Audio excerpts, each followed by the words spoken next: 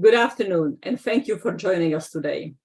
I am Dr. Wanda Brown, Senior Fellow in Foreign Policy at the Brookings Institution, where I direct the Initiative on Non-State Armed Actors and co-direct the Africa Security Initiative. We are meeting today to discuss the state of terrorism around the world on the anniversary of September 11, 2001, when al-Qaida terrorists conducted a vicious attack against the US homeland, murdering 2,996 people. It was one of the most horrific terrorist attacks ever in history and caused grave pain to our country. It shall never be forgotten. For 2 decades after, countering terrorism with global reach became the center tenet of US foreign and national security policies. Destroying al-Qaida and its cells around the world, and a decade later, another jihadi terrorist group, the Islamic State, that captured large parts of Iraq and Syria, and whose branches and affiliates spread across the Middle East, Africa, and Asia, became central goals of US policies. The United States became the primary architect of the global counterterrorism regime and its many facets, from military engagement and assistance around the world to methods to counter financial flows and material support to terrorist groups. What came to be called the global war on terror also had profound implications for US internal policies and life in the United States, as well as in other countries. It gave rise to entirely new vast institutions such as the US Department of Homeland Security, and it profoundly impacted US laws and civil liberties. 20 years later, as we are speaking today, US national security strategy documents no longer highlight the global war on terrorism. It is now great power competition dealing with the rise of China and the threat it poses to US interests, with Russia's egregious invasion of Ukraine and Russia's anti-Western and anti-democracy policies around the world that dominate US foreign and national security strategy. The United States is no longer engaged militarily in many parts of the world that defined the post-9/11 era. Most notably, the United States has withdrawn from Afghanistan. It withdrew from Afghanistan because it judged the terrorist threat there to be sufficiently diminished, and because it calculated that a further expansion of military presence would not reverse the dynamics in the country.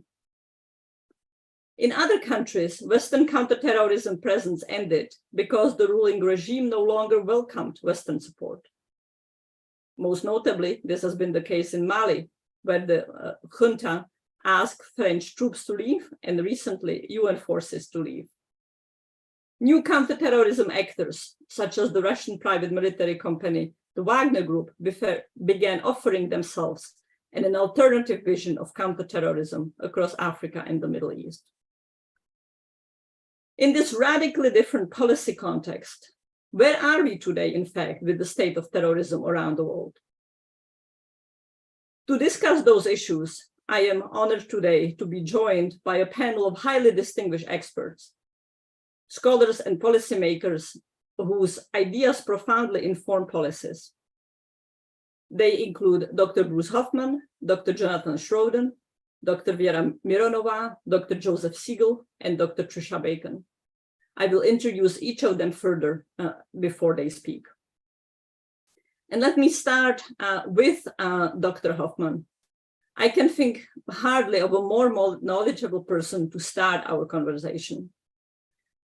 For several decades, Dr. Bruce Hoffman has been doing seminal work on terrorism and insurgency.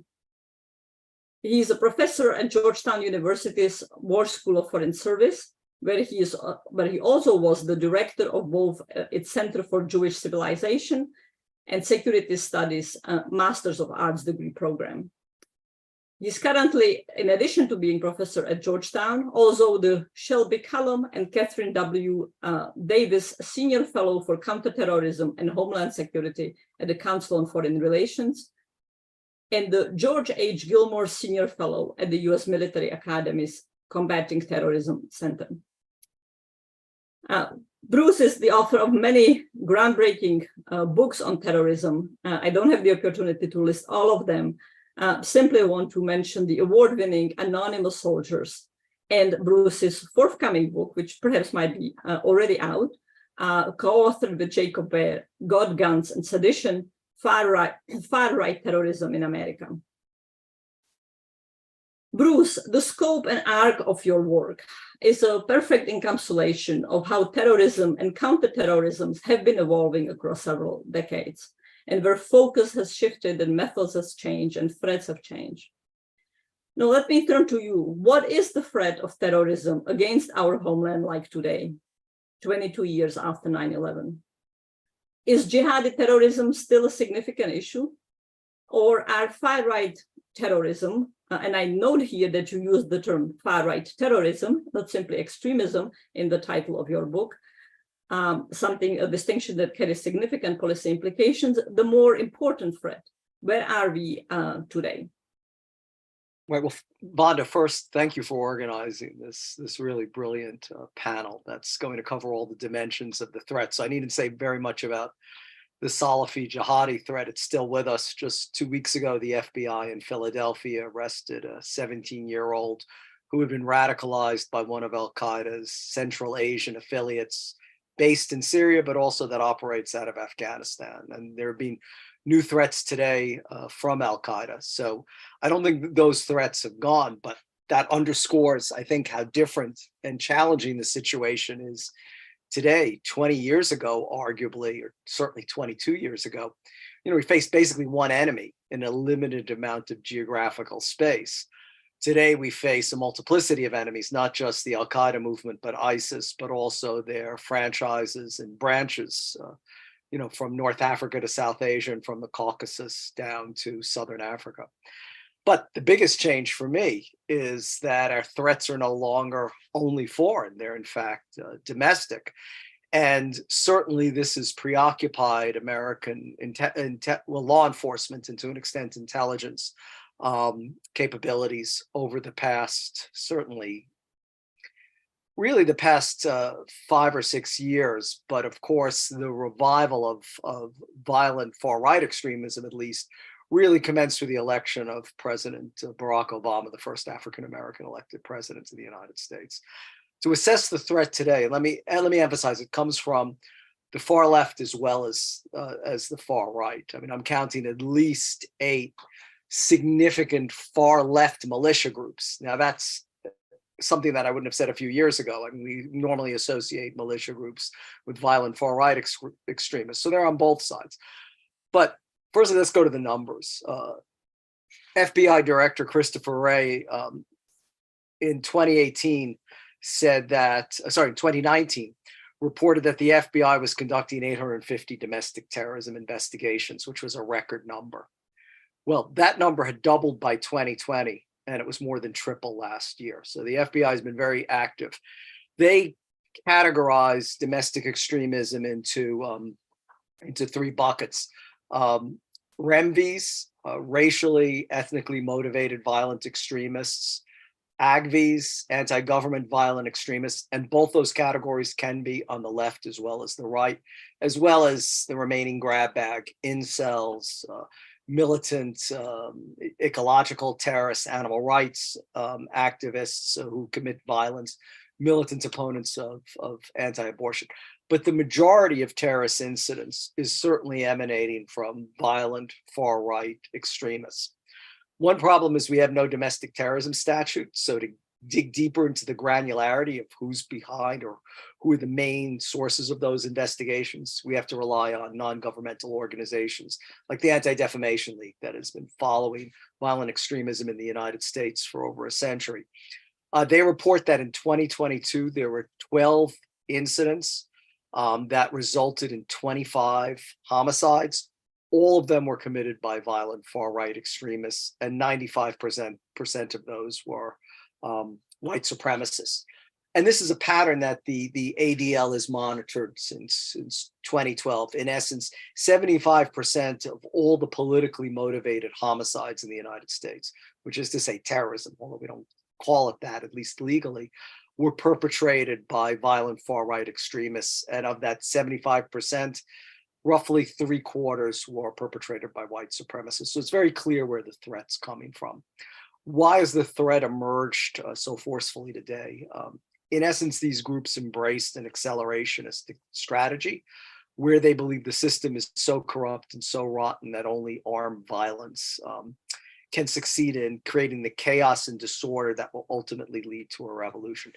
And this crystallized very much, I would argue, on January 6, 2021, which really embodied the accelerationist strategy. In fact, the gallows and scaffold, hangman's scaffold that was in front of the Capitol, which is in fact on the cover of my book, which comes out January 2nd, 2024. It's not yet available, was very much part of this accelerationist strategy.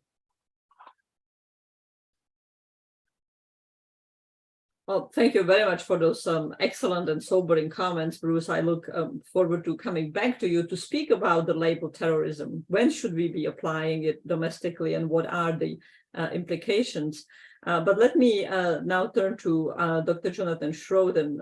You spoke, Bruce, about the al-Qaida threat that was just disrupted 2 weeks ago in the United States, and where self-radicalization was an important component. But this, of course, all ties to the big debate that we have been following over the past several days and weeks, frankly, about the highly differing assessments between the United States and the UN expert panel on what is the state of al-Qaida, and specifically how it is related to the Taliban takeover of Afghanistan. The United States went to Afghanistan to destroy the Taliban, remove it from power, to take away al-Qaeda safe havens.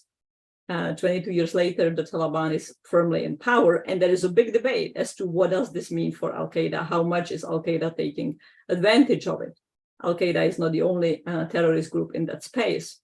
And I just cannot think of a better person to guide us through this debate and, frankly, controversy than Dr. Jonathan Schroden, whose very sober and sharp analysis has been so fundamental for thinking about Afghanistan and, frankly, other places as well, such as Iraq. Dr. Jonathan Schroden is the director of the Countering Threats and Challenges program at the Center for Naval Analysis. That program supports U.S. government understanding of state and non-state threats and challenges. Dr. Schroden there also directs the Special Operations program, which focuses on full spectrum research and support for U.S. Special Operations Forces. And as part of his work at CNA, John deployed and traveled to places of core counterterrorism focus, many times to Afghanistan and Iraq. But he also supported issues such as disaster relief after Hurricane Katrina. He has served as a strategic advisor to the 2nd Marine Expeditionary Force, the multinational force West in Iraq, to U.S. Central Command, and the International Security Assistance Force in Afghanistan.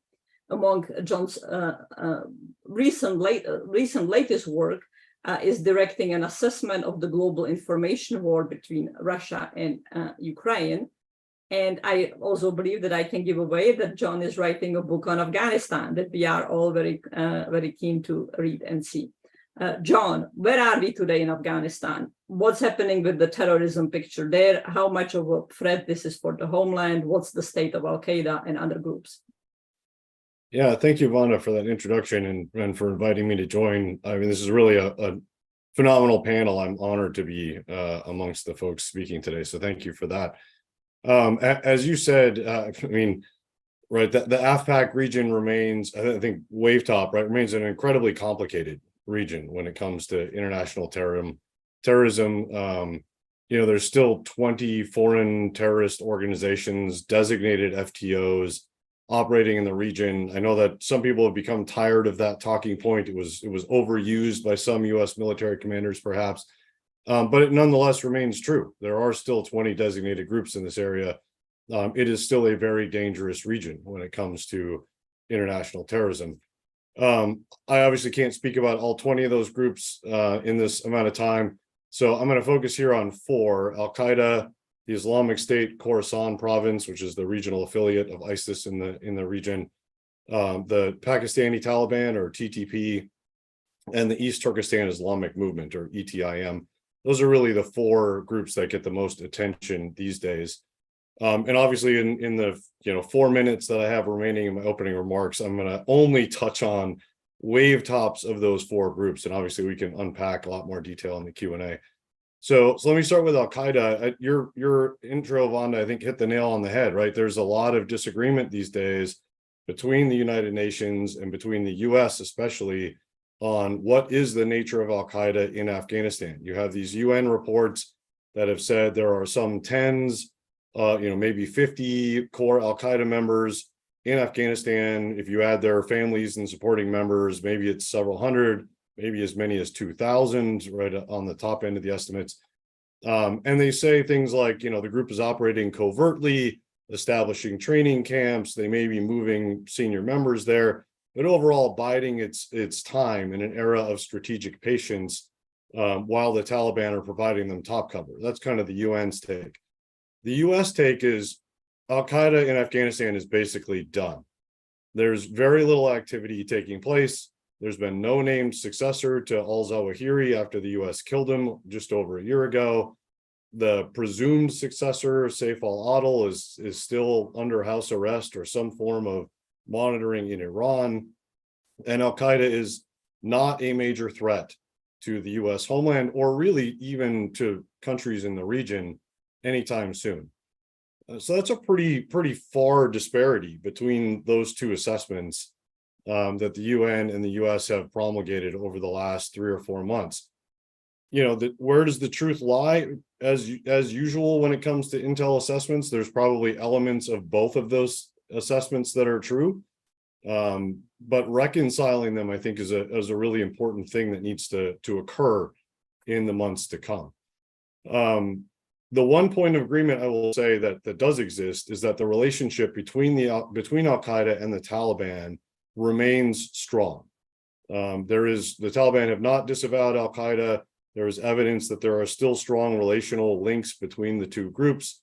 And on that, I think there is broad general consensus that those two groups still remain, in each other's good graces, if you will. On the Islamic State Khorasan province, ISKP, here there is consensus that this is the largest terrorist threat emanating from this particular region. It is the most likely source of both regional attacks as well as certainly international attacks, or what the US government calls external operations or XOps. In fact, there are numerous, at least 3 or 4 documented links between ISKP and various foiled attacks that have taken place, mostly in Europe, over the last 2 years.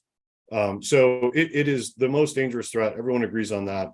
It is also the common enemy of everyone in the region, to include the Taliban. I mean, everyone hates ISIS in the region, even though it is ISIS's top regional affiliate in terms of, whatever metrics you want to point to. Generally speaking, ISKP over the last 2 years has been in the top rankings in terms of ISIS's regional affiliate. Over the last 2 years, under Taliban rule, what have we seen out of ISKP? They've expanded their geographic presence. They've generally expanded their media output, both in terms of amount of content, as well as the number of different languages they're operating in. They've expanded their attack profiles in a lot of different ways, their recruitment, as well as their international connections. All of those things have expanded since 2021. And interestingly, though, we have seen an overall decline in their attack numbers this year. And there is some debate about what that means. There are some analysts who have concluded that it's a deliberate choice on the part of ISKP, that they're exuding some amount of strategic reorganization, strategic, redirecting. For example, they've conducted more attacks in Pakistan and some cross-border attacks into Central Asia. There are others who sort of think that, well, the Taliban have actually gotten quite a bit better in their own counterterrorism operations against the Islamic State, especially over the last 6 to 8 months, and that has inflicted some real damage on ISKP. Once again, there's probably, the truth is probably somewhere in the middle of those assessments, but there is some debate amongst analysts as to exactly what's happening there. On the Pakistani Taliban, we've seen a real resurgence of TTP, especially in Pakistan's tribal regions over the last year. There's been an increasing number of mergers of disparate groups under the TTP umbrella, to the point where the estimates of TTP size are now somewhere around 5,000 members, which is quite a much larger size than they've had, in any of the recent years, in the recent past. And they've been, commensurately increasing attack numbers. They've been getting a lot more press and notoriety in the region, especially in Pakistan, obviously. Although, right, this is mostly a regional issue. I mean, TTP has not historically had much in the way of external operations capability or linkages, although there have been some notable examples like Faisal al-Shahzad a decade or so ago. But for the most part, TTP remains a regional issue, primarily focused on Pakistan, even though it has become the primary bone of contention between the Pakistani government and the Taliban de facto authorities in Afghanistan. And then ETIM, the East Turkestan Islamic Movement, again, completely a regional threat, mostly of interest to China, given its orientation primarily towards China, Western China. Some hundreds of fighters, primarily in northern Afghanistan. China has repeatedly asked the Taliban to take action against this group. There's some indications the Taliban may have tried to constrain them in some ways, perhaps moved some of their camps around. But generally speaking, the Taliban have not done anything more than that, have not taken any real counterterrorism actions against this group, much to China's chagrin. And so ETIM remains more a nuisance to China, more of a threat to China than anyone else, but again, in the top 4 groups to be concerned about in the region. Oh, thank you very much, Dr. Schroden, for this great opener. As you said, we can just stick in the opening comments to the top line conclusions, but much to discuss about TTP, about al-Qaeda, that I look forward to exploring with you and with our other colleagues on the panel a little bit later on. I mean, we've heard about the Islamic State in Khorasan, and you discussed its fortune and misfortunes in Khorasan, the one actor that everyone hates. And I am delighted now to be able to turn to Dr. Vera Mironova to speak with her about what is the state of the progenitor of ISK, the original Islamic State in the Middle East. Do we find ourselves in a position where everyone in the Middle East also hates the Islamic State? And in fact, what is the strength of the group that was able to achieve an Islamic caliphate? Something al-Qaeda dreamed about, but never ultimately managed to do, whereas the Islamic State, through horrendous violence, succeeded for 3 years to hold. Dr. Mironova is the author of many books and highly knowledgeable on the issue of Islamic State, and her knowledge comes from very daring and impressive field work that I'm always delighted to highlight and admire. I mentioned that she's the author of 2 books. One of them dealt specifically, or to a very large extent, with the Islamic State, from freedom fighters to jihadists, human resources of non-state armed actors, and was deeply involved by her being embedded with the Iraqi Special Operations Forces during the Mosul operation in 2016 and 2017 to combat the Islamic State. And for those of you in our audience who don't know, at the time, the battle over Mosul was the bloodiest urban battle since World War II.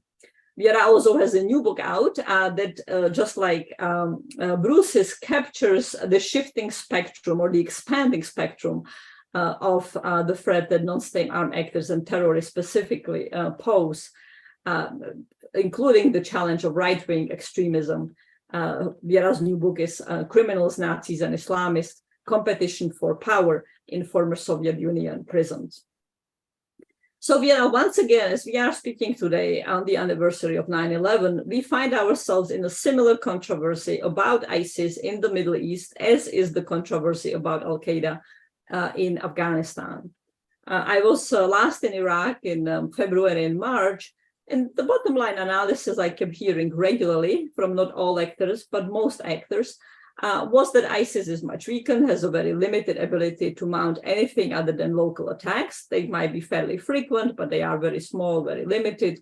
often the focus is principally on extortion. But once again, we heard from the UN monitoring group of experts a far graver assessment that is not only concerned about the big challenge and risks and threat of ISIS prisoners and their families being held in Kurdish detention camps in Syria, but also about ISIS fighters at large. So, Dr. Miranova, what is your take? What is ISIS in the Middle East like today? What kind of threat it poses? And what are the other terrorist groups in the region that we should be concerned about? Thank you again for inviting me. So talking about ISIS in Middle East, we should not forget about them. No, it's too early. So unfortunately, they are still pretty capable. So maybe they are a couple of people right now somewhere in cages trying to survive. But again, if there would be someone interested in running them or helping them, they could pretty much scale very fast. So I wouldn't be ignoring them right now. Maybe they're still dormant, but if there would be a right timing, right now, if I was ISIS in Iraq, I wouldn't be bothered also because, there is Russia, there is Iran, there is all those conflicts. You could just sit quiet and then figure out what's going to happen next and when would be the right time to engage. Right now is just a bad time for them, but I would definitely not ignore them, like they exist. So then talking about prisons and camps, which is also a detention camp, right? It's not a refugee camp, it's a detention camp. So talking about female and male ISIS members, foreign. So of course, the situation is pretty bad in Iraq. So in Iraq, do we like it or not, it's actually pretty bad, but not terrible because there are not that many prisoners in prisons in terms of foreign fighters. They are locals. But in terms of foreign fighters, they are not. And some of that has to do with, it's not clear where actually they were taken after Mosul fell. There is opinions, there are very serious opinions about those ISIS foreign fighters were taken to Iran instead of being actually imprisoned. And the ones who are actually in prison, they are the ones collected in Tal Afar. But so we actually don't know how many we do have. But again, at least they are more or less the ones in Iraq. They're counted, they're all locked, and they're locked. They have cell phones, at least female ISIS foreign members in Iraqi prison, they have cell phones, which is annoying because they have nothing to do and they spread propaganda and they basically do recruitment, all that stuff, and help with raising money for ISIS members at large. But again, minor inconvenience. At least they don't kill anyone, right? So that's a situation in Iraq. If we move to Syria, Syrian detention centers like Al-Hol and Rosh, and of course the prison for males. Situation in prison for males is pretty bad, and it could go worse. We already saw the break. So I expect it to be more and more happening. In terms of female detention centers, well, its also situation is terrible. But here we're again choosing between bad and the worse. So them being in this prison camp is pretty bad. Again, they all have cell phones. The stuff that is happening inside, guys, you just don't want to know. Like, it's just, it's mind-blowing. So basically the most normal thing that happens inside is that they're training kids to become next fighters. At least this one we could expect.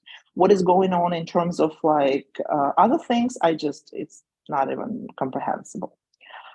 So, and again, the same thing with cell phones, propaganda, raising money. We had some cases, for example, selling fake, we were tracking one seller who was selling fake passports for ISIS members to go to Europe. And we ended up basically with a ISIS female member locked in a camp. So she was the one doing basically customer service for her whatever boyfriend was hiding somewhere. So again, propaganda, fundraising, coordinating males done in a camp. What can we do about it? Well, if we send them home, which would be great, right? And I hope we could send them home and get them prosecuted. But the problem is that I could right now say majority countries, with exception of, let's say, US, Tajikistan, they do not prosecute them. Like I actually saw, I think it was Uzbekistan or Kyrgyzstan or Kazakhstan, where they welcomed ISIS female members with balloons. Like the government was like, welcome home. So they don't prosecute them, and this is the really terrible issue, because first we're bringing them home, we're letting them free, they continue doing what they're doing, but they are basically, we are helping them multiply the network. We're actually helping them build an international network. So, and keep in mind that they're all connected right now, not only by their links to ISIS, right? Just by being members of ISIS. Let's take any random, let's say, woman from Dagestan. Her first husband was French, her second husband was Tajik, her third husband was Bosnian, and now she has all those kids who are basically brothers and sisters, and she has basically extended in-laws in all those countries who are also jihadists. So right now, those networks are not only ISIS-like ideological networks, they're all family networks, which you could imagine how much harder it would be to deal with. They're all physically, connected by family now, all these international jihadists. So we can't just take them back. They let them out. They don't prosecute them. So first, those women continue doing what they're doing. Again, fundraising, converting more people, and so on. And converting is really big because they need to get a new husband if their husband is dead. And for that, they need to get someone the same radical, because not radical husband would not take a woman like that with 5 kids from Syria. I mean, it's just physically impossible. I mean, it's ridiculous. So for that, they need to basically make men who would take them. And for that, they need to radicalize them. Bad idea, like it's just bad for everyone. But that's basically what happens. And again, they're still involved in all the criminal activities. But the second part is, because we don't prosecute them, we signal all their neighbors, physical neighbors, by welcoming them with balloons, that, guys, there will be next ISIS and there will be next ISIS. Please go, then you're free to go home. We're even gonna fly you home for free. So it actually raised a lot of issues in, let's say, Central Asia, because, Central Asia is poor. So local folks who didn't go to ISIS, but they were the same poor and the same miserable, they were like, we were actually sitting here working and trying to survive, and now they come in, they got all this UN programs of whatever reintegration, of whatever benefits, whatever welfare, as just simply not fair. That they're being welcomed, and free medical, of course, because they're all wounded, they need to be patched together. So it's a lot of trouble. And now they see that next ISIS they're free to go, because they would be welcomed back. So I think that's the biggest problem right now, is that they're still very radical, and by basically mishandling them, we are helping them multiply. Well, very sobering comments, and Vera, you mentioned some of the really thorniest dilemmas that the global war on terrorism and its case today present, which is, how do we deal with criminal prosecution in cases where we often don't have the criminal evidence to make prosecution effective and plausible? How do we deal with radicalization that is often exacerbated by the state of conditions, by the state of detention camps? But on the other hand, one of the big sources of problems, in my view, that the war on terror generated was vast over-criminalization of populations.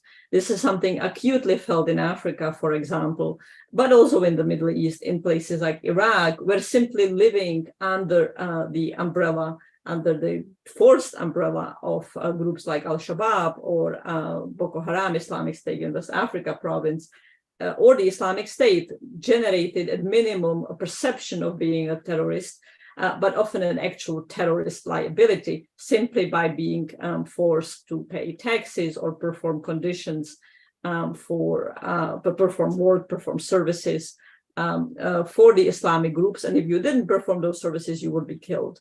So the criminalization of simply living under the control of Islamic State and other terrorist groups generated these very difficult, very thorny legacies. and often very problematic effects, something that I look forward to also returning in our conversation. But those issues, over-criminalization of populations, highly punitive approaches, and the blowback and backfire have been acutely felt in Africa, have been acutely felt in the space of Sahel to Nigeria.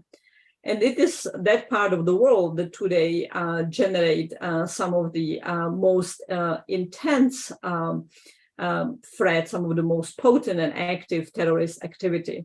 We have been discussing how dormant or active al-Qaida and Islamic State are in Afghanistan and Middle East, about their capacity to rapidly resurrect themselves to conduct attacks. Well, in the Sahel region, the threat is active. It is not just resurrective. It's at this arguably maximum intensity that we have seen at any time over the past 2 decades and even longer. Just as we are meeting here today, the al-Qaida-linked JNIM in Mali has been conducting massive attacks against cities of Gao and Timbuktu, both of which could readily fall to the al-Qaida-linked group, whereas ISGS, another terrorist groups in Mali linked to the Islamic State, has been on the outskirts of Menaka, another important city, again, essentially being able to take Menaka. And this, of course, in the context of Mali having asked, the junta in Mali having asked both French and US troops and UN troops to leave the country, relying on the Wagner group to save it from the terrorist threat. So we are very fortunate today to have Dr. Joseph Ziegler to give us the picture of terrorism in the Sahel and his thoughts on policies and policy effectiveness. Dr. Ziegler leads the Africa Center for Strategic Studies. It's a research and strategic communications division. And prior to joining the Africa Center at the National Defense University, he was the Douglas Dillon Fellow at the Council on Foreign Relations, as well as a senior research scholar at the University of Maryland Center for International Security Studies, a senior advisor for democratic governments at the IA. And Joe served for more than a decade in various field capacities across Africa, as well as in Asia and the Balkans. So Joe, Sahel, arguably the epicenter of terrorist activity today. What is the picture like? What are the most dangerous threats? What are the most dangerous patterns? What kind of international or globally international implications do they have? Well, thank you, Vanda. It's an honor to be part of the panel and very much enjoying hearing the perspectives from all my other panelists. So to give some perspective before jumping into the Sahel, there are five main theaters of violent extremist activity in Africa. I think important to keep in mind. So in addition to the Sahel and Somalia, which Dr. Bacon will talk about, those are the two most active. We also have Lake Chad Basin, northern Mozambique, and North Africa, primarily in the Sinai Peninsula. We're also keeping an eye on the Allied Defense Forces in Eastern DRC and Western Uganda.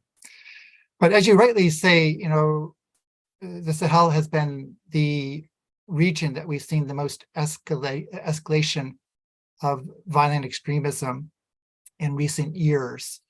In fact, 65% of all fatalities linked to militant Islamist groups in Africa in the past year have been in the Sahel. And again, to get further perspective, we've seen a doubling in the number of events, violent events linked to extremist groups since 2021 in the Sahel. We've seen a tripling in the number of fatalities. So this past year, we've seen just under 10,000 fatalities in the Sahel, about 15,000 across the continent over this past year. So absolutely right. It's very active, very real, and expanding.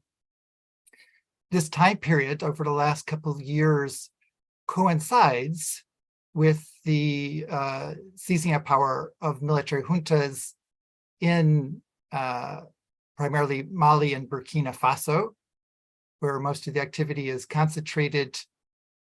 This is important because the justification for the coups is that they're going to address insecurity when in fact it's amplified.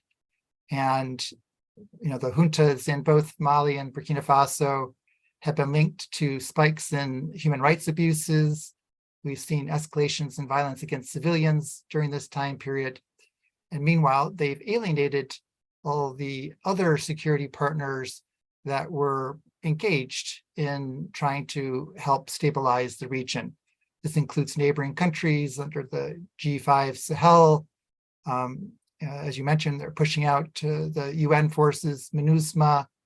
The EU had been ramping up engagements, and of course, France and its Barkhane operation. And this has had real effects on security in the region. You mentioned Mopti and Gao. In both of those regions, we've seen a 40% increase in the number of fatalities during this last 6 months, as MINUSMA has been starting to draw down operations. So I've been focusing on Burkina Faso and Mali. They comprise 87% of all the violent activity in the Sahel.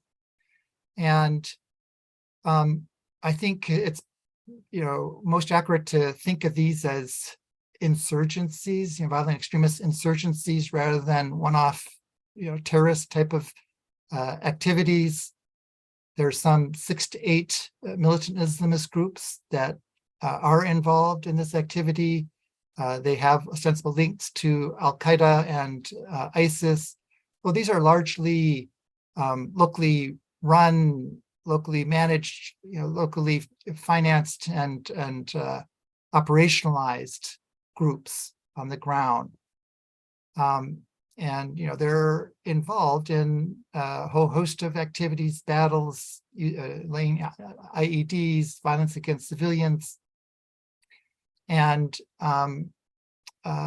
we've seen shifting motivations. While they were initiated on ideological grounds, as they've matured, as they found ways of sustaining themselves financially, there's much more of a criminal element to what we observe, focusing on controlling artisanal gold mines, extortion, extracting revenues from other trafficking routes in the region. So it changes the dynamic of what we're seeing.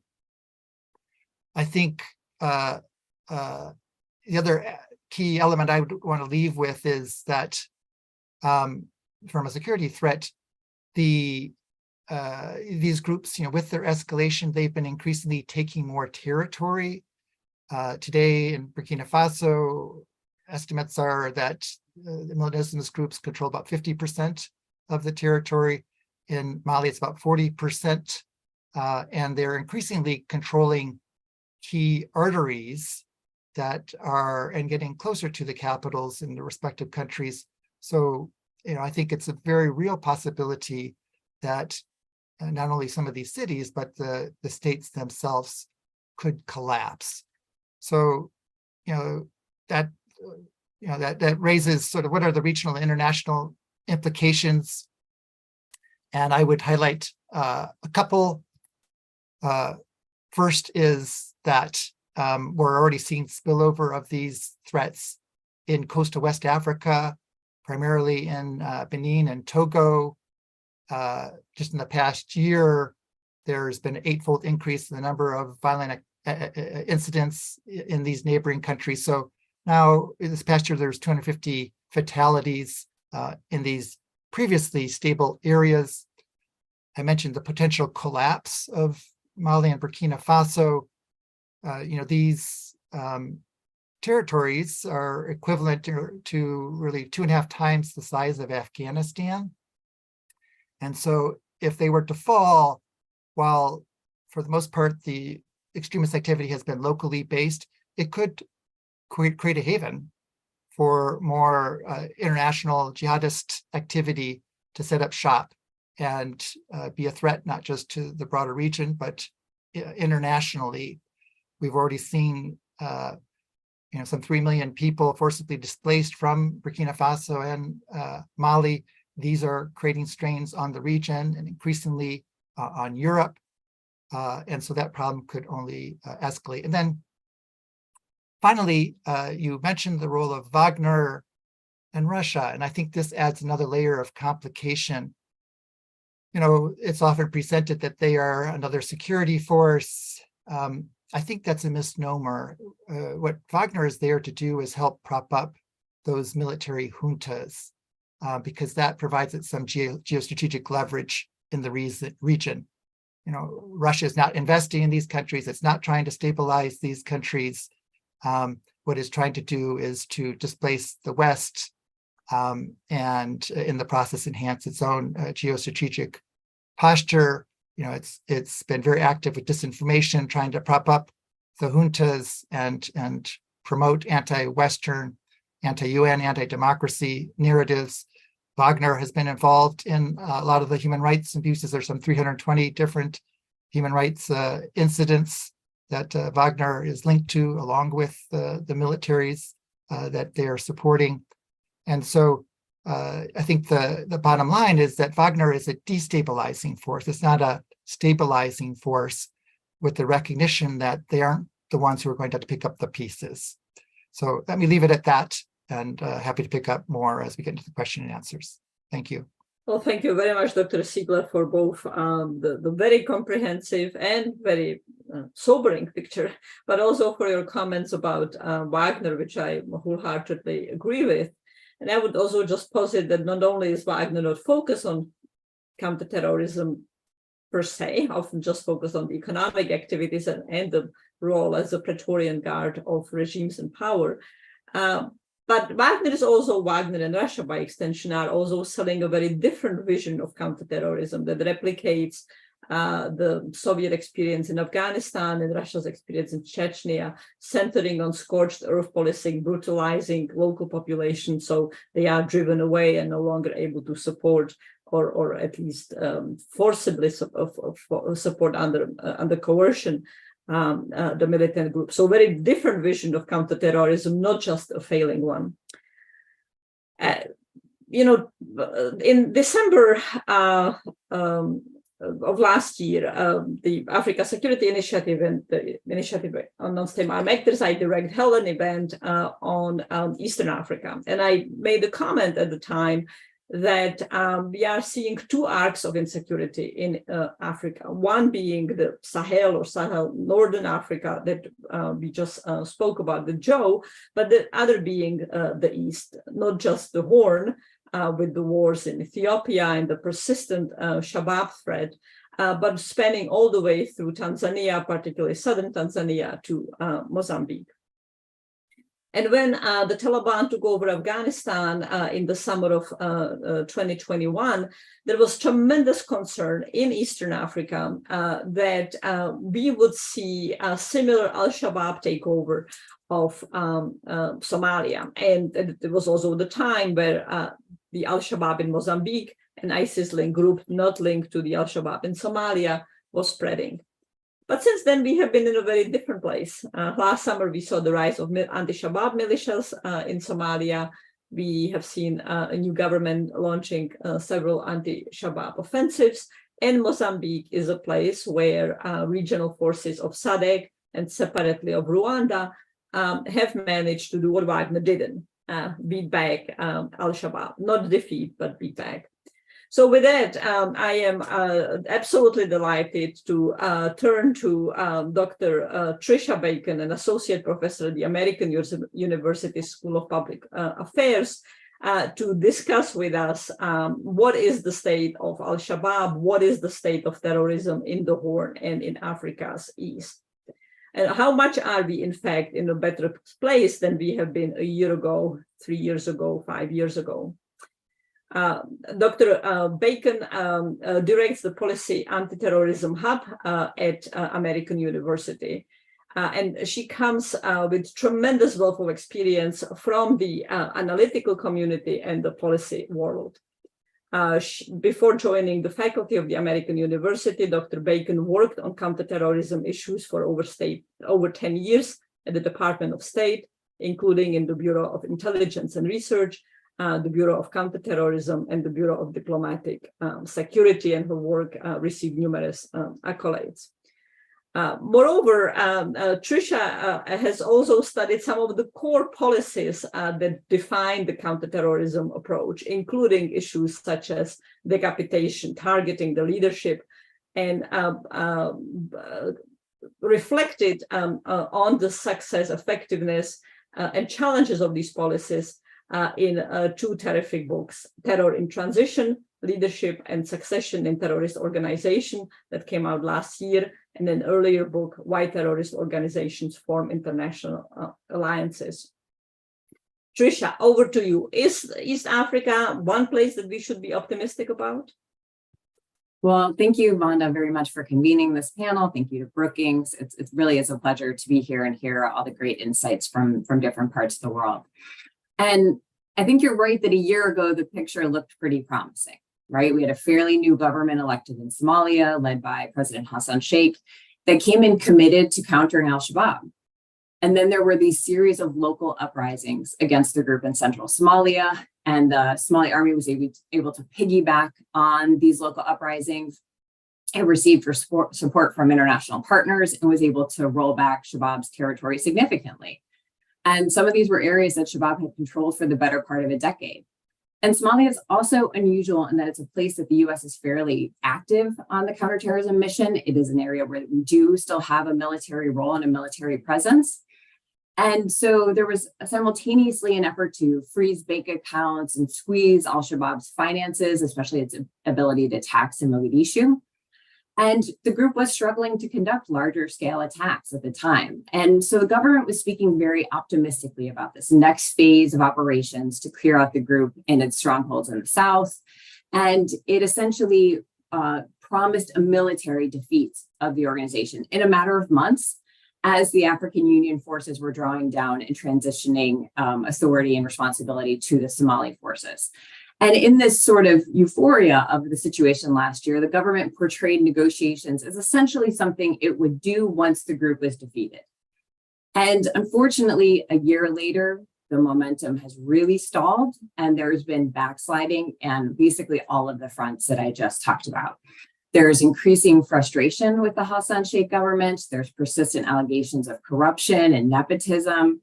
We've seen a real decline of relations between the federal government and the state governments, known as federal member states. And this kind of political infighting is once again distracted from the effort against al-Shabaab. Al-Shabaab has been able to regain some of the territory it lost through some combination of violence, negotiations, and force.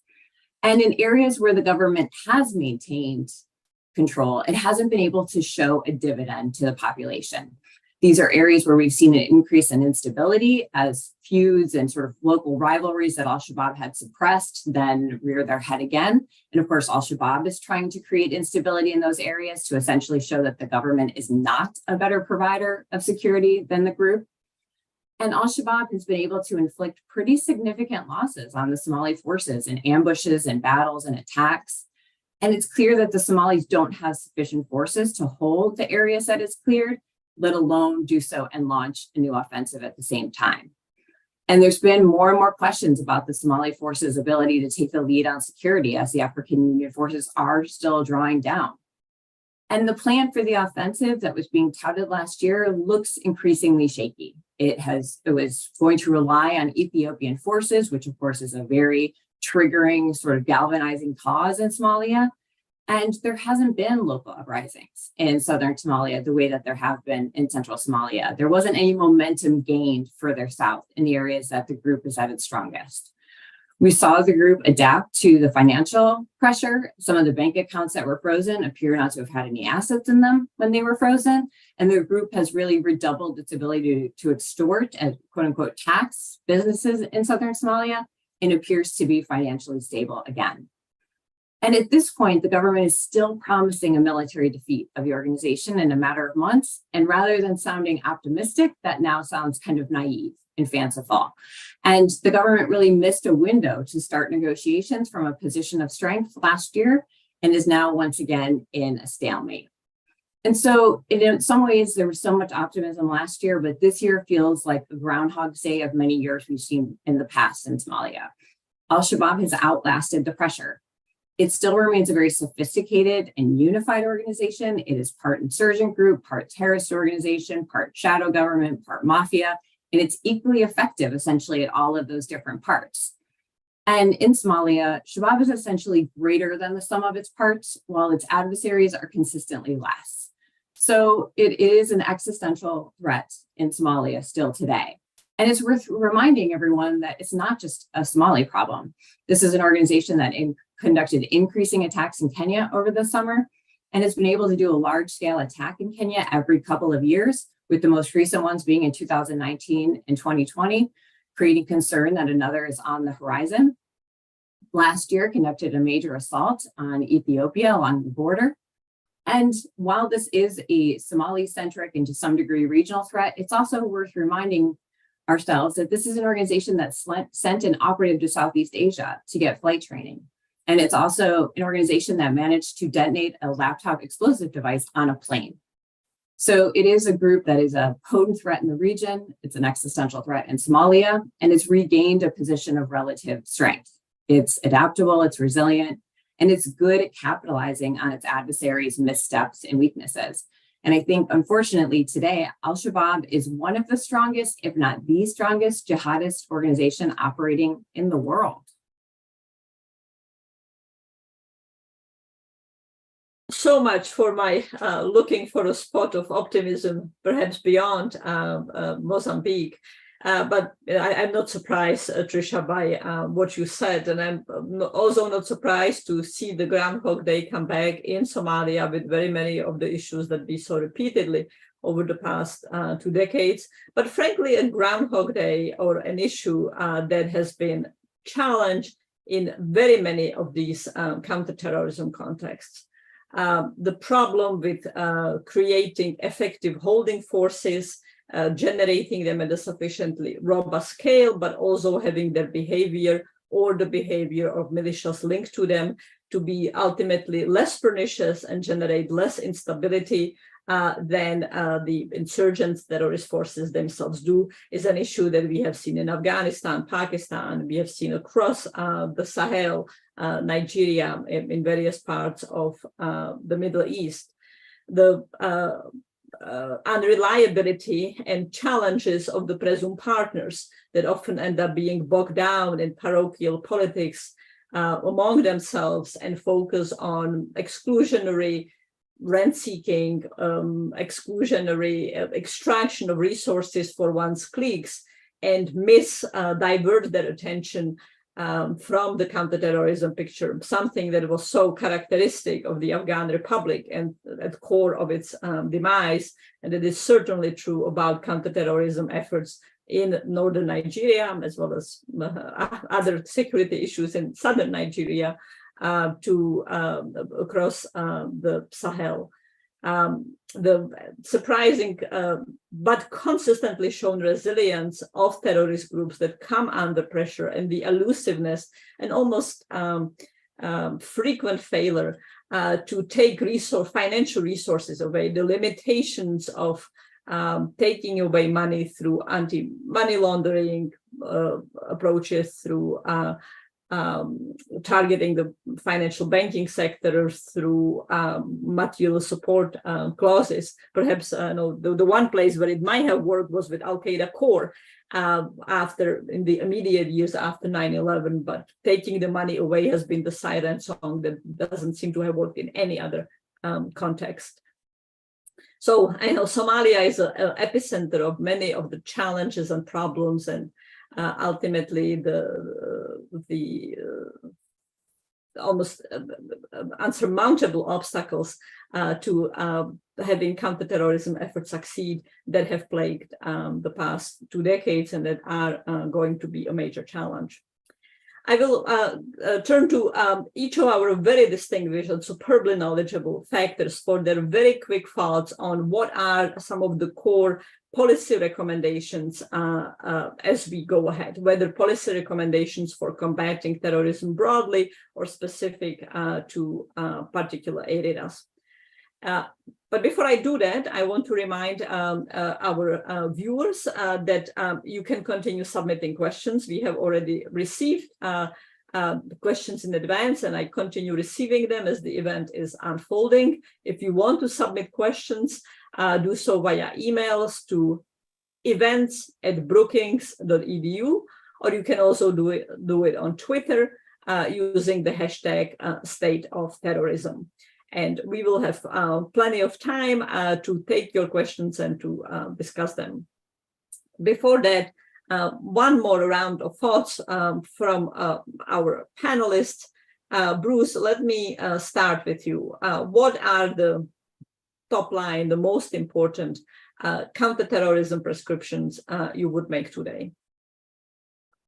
Well, I mean, one of the biggest chapters in the book actually outlines immediate measures we have to take, measures that we could take to improve things in the medium term, the next 5 to 10 years, and then long-term ones. So, but in the interests of time, let me focus on the one that you talked about earlier, which is definition of terrorism. And we're in an awkward position in the United States, I would argue, in that domestic terrorism is addressed in federal law.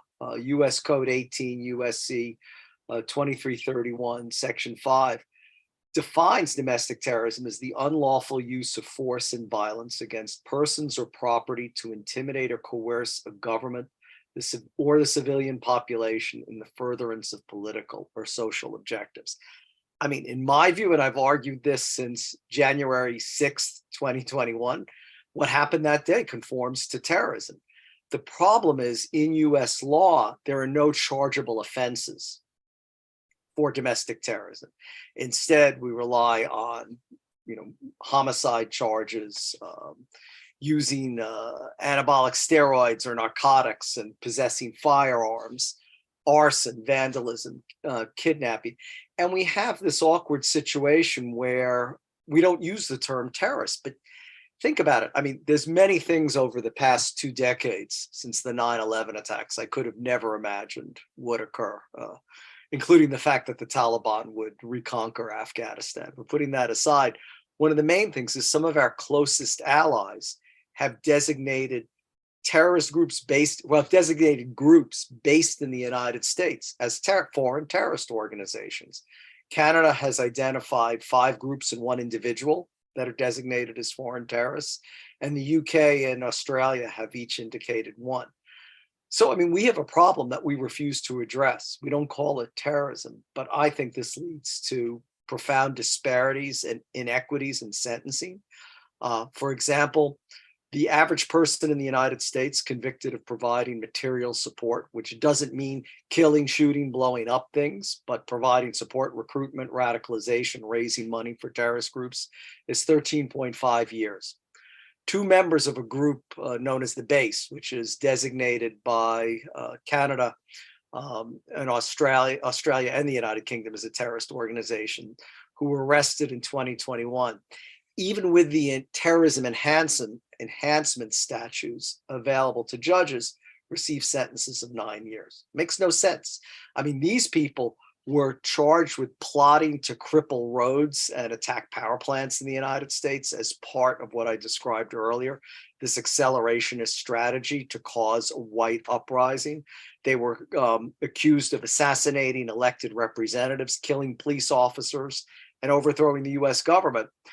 They get 9 years as opposed to what an ISIS providing material support to someone by someone to ISIS gets. And even then, that's when a judge has to invoke terrorist enhancement statutes. We should call a crime what it is and not dance around with these terms. Well, thanks very much. Certainly the designation topic is one I'm very keen to come back to and have thoughts from everyone. because in many of the foreign contexts, the terrorist designation has, in my view, created tremendous straitjacket on policies and locked policies into problematic limits without excluding policy tools that would be desirable. So I'm very keen to discuss on, can we move them to 2 decades later, can we use the designation without falling into the traps that the designation comes back to? I just want to be clear. I'm not advocating designating U.S. groups as terrorists. I mean, I'm saying that we have a problem that our closest allies in the Five Eyes communities identified. I think we need domestic terrorism law the same way we have hate crime statutes. And hate crime statutes also talk about shooting, bombing, arson, kidnapping, and so on. I mean, things that are crimes under any other statute, but they express society's opprobrium. They put these crimes in a special category. And if we do it for hate crimes, we should certainly be doing it for terrorism. And we saw some of this rhetorical sophistry in the sentencing last week of 3 of the leaders of the Proud Boys, where they're declaring they're not terrorists. As I said, that definition, intimidating or coercing a government, if that wasn't January 6, 2021, I don't know what was. Yeah, great. No, absolutely. Looking forward to coming back to that. How to express the opprobrium, including legally, and yet avoid all the pitfalls that the FTO designation has created for U.S. policies as well as other countries' policies around the world. John, your thoughts on the most important recommendations for the counterterrorism broadly, or specifically to the Afghanistan, Pakistan, South Asia region? Sure. Yeah, I'll give you one of each if I could. So on the general aspect, I mean, a clear theme that emerges from this panel discussion is just how vast and multivariate and complicated and expansive the terrorist threat has become, both domestic and internationally, in the 22 years since 9/11. And while the CT apparatus, the US and global counterterrorism apparatus, also massively exploded, over the first 18 years or so, 17 years after 9/11, since the 2018 National Defense Strategy, and especially with the 2022 NDS coming much on the heels and sort of amplifying the shift from US strategic focus from counterterrorism to China, what we've seen over the last 3 years especially is a grand dismantling of the US counterterrorism apparatus in a largely, I would argue, uncoordinated way. So you have a national security strategy, national defense strategy that says China's the primary threat now to the US, and all of the executive agencies start to shift their focus massively in accordance with that. And they all individually start to take resources out of counterterrorism capabilities, counterterrorism accounts, and put them elsewhere. And I don't think the administration has done a very good job of coordinating that across the US government agencies. Like, it's fine to try to move from a situation where lots of agencies have duplicative capabilities and are operating in similar ways, albeit perhaps in different locations, to something that's a more, federated, coordinated, teamworked kind of approach. But that needs to be done deliberately, where agency X is focusing on capability X, agency Y is focusing on capability Y, and together they still form the network of things that you need in order to keep a lid on counterterrorism. I'm not convinced the US has done it as deliberately as that. I think a lot of it has occurred on an agency by agency basis. And that creates gaps and seams in the ability of the US to track these threats globally and to act when we see, those threats rise to a certain level of concern.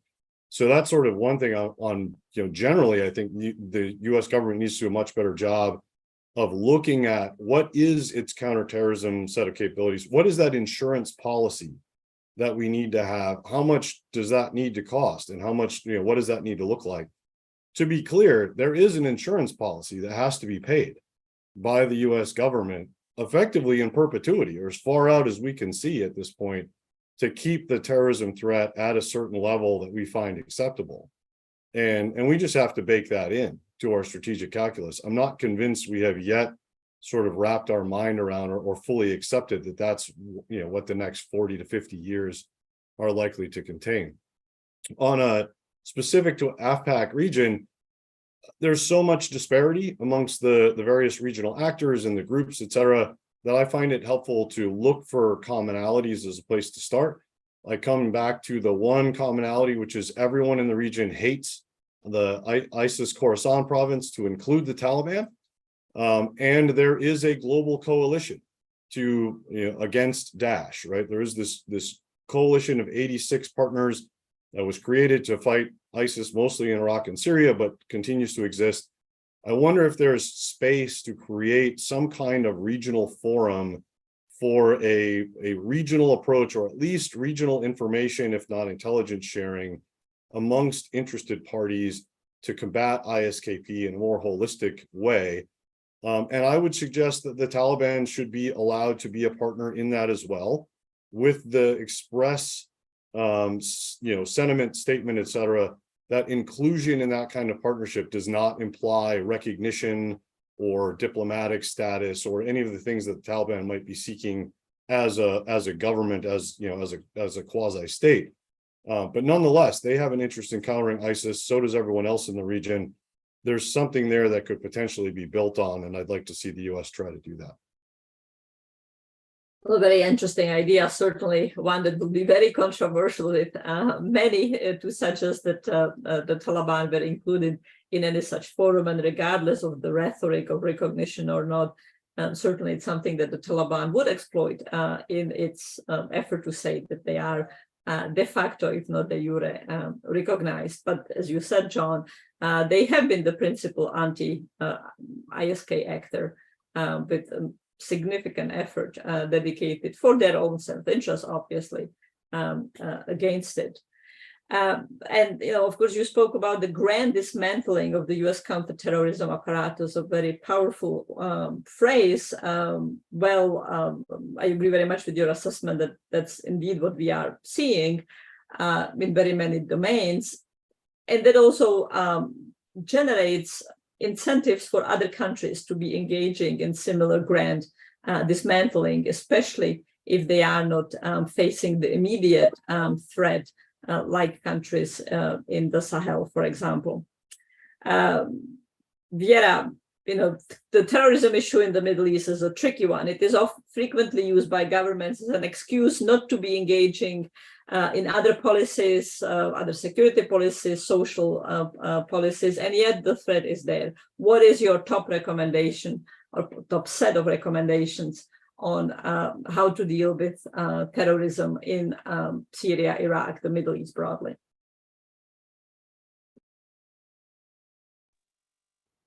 I would just follow what I was talking before about prosecution, and I totally agree with you that there is a very big problem prosecuting ISIS members.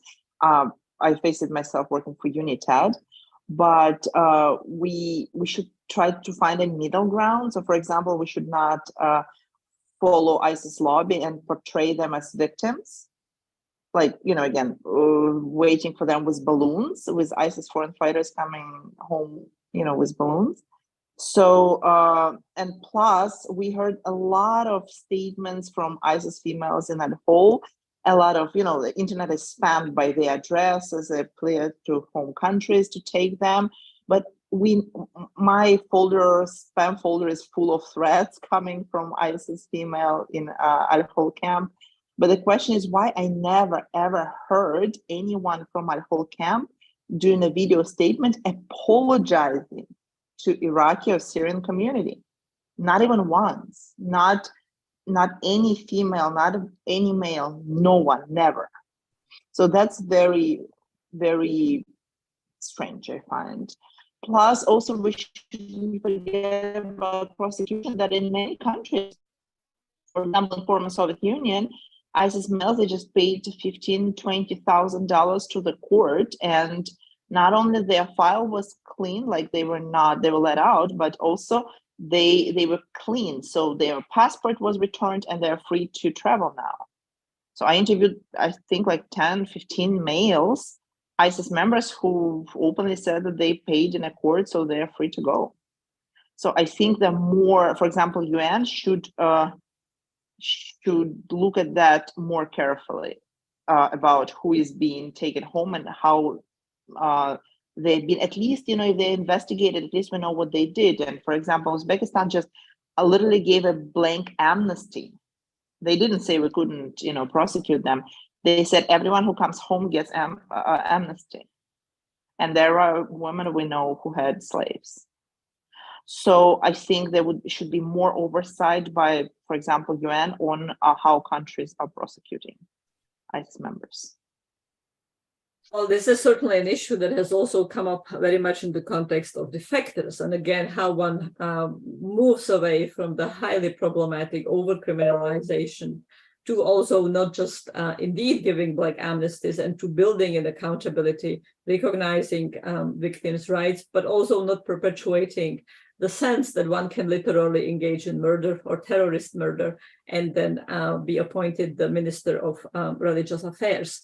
Trisha will know that I am referring to Somalia, a place where balancing accountability with not over-criminalization has been a very significant challenge, just as it is with really the enormously problematic situation with the ISIS detention camps in Syria. And I agree with you, Vera, that the Jeddah camps in Iraq are in better shape. There is more of a structured program, more of an assessment, more of an effort to rehabilitate that also seeks to focus on communities, although still very much a long way to go. But the Syrian detention camps are actually bomb waiting to go off. Actually, corruption in terms of prosecution in Iraq went, my favorite case is that if you're in Mosul and you were ISIS, you could buy yourself a status of a spy. Like, that's how far corruption goes. So for example, all your neighbors knew that you were in ISIS and you're like, sorry guys, I was actually spying for government. So I'm actually a hero, here you go. And those are openly on sale, or low-level fighters who could, ISIS members, Iraqis, not foreign, who couldn't afford that position. They just joined Hashd Shabi and they're, Shia Hashd Shabi, and they say they have a uniform.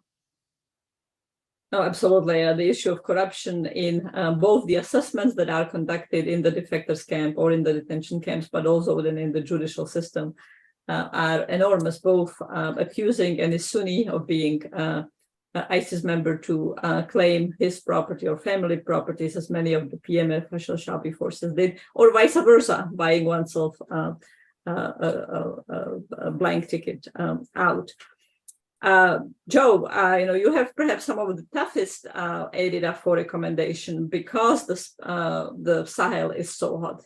How do we deal with places like Mali and Burkina Faso that you characterize as potentially the whole country falling into the hands of terrorist groups that, yes, have been regionally and locally focused, but could provide safe havens? What broader lessons of counterterrorism should be adopted or should be avoided in West Africa?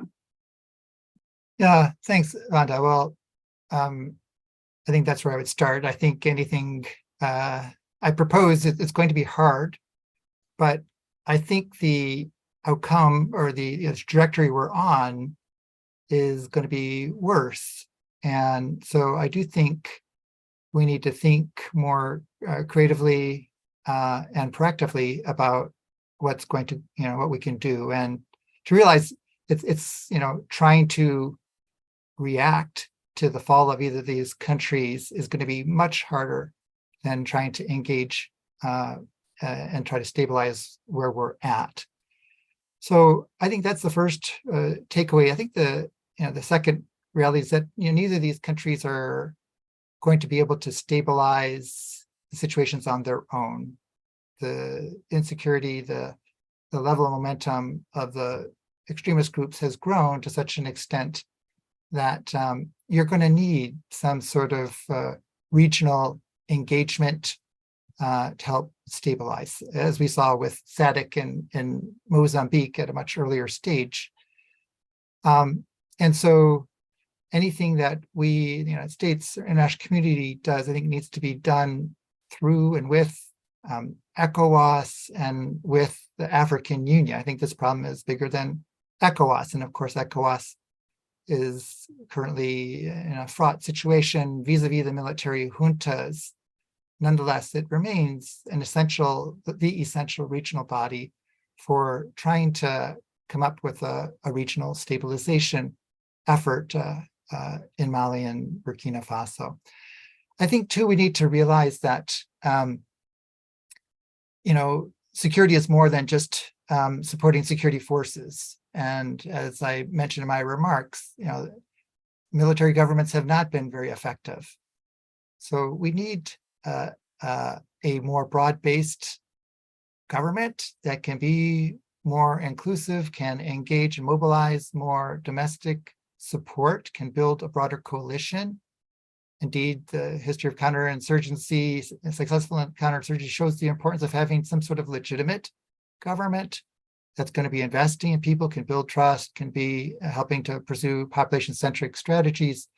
And so I think what needs to be done is to really start engaging both in Mali and in Burkina Faso to hasten a transition to civilian-led governments, some sort of power-sharing government that is inclusive across the various political actors that are out there, many who've been repressed under the juntas, but to begin to engage them and look at, what are ways forward.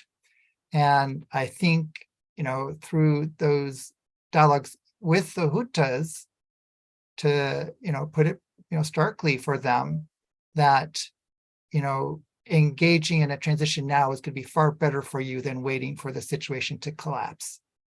And as part of that negotiation,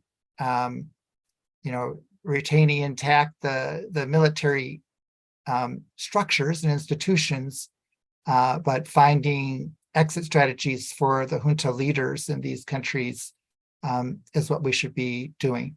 In both cases, the juntas had agreed to transitions. They just keep putting them off.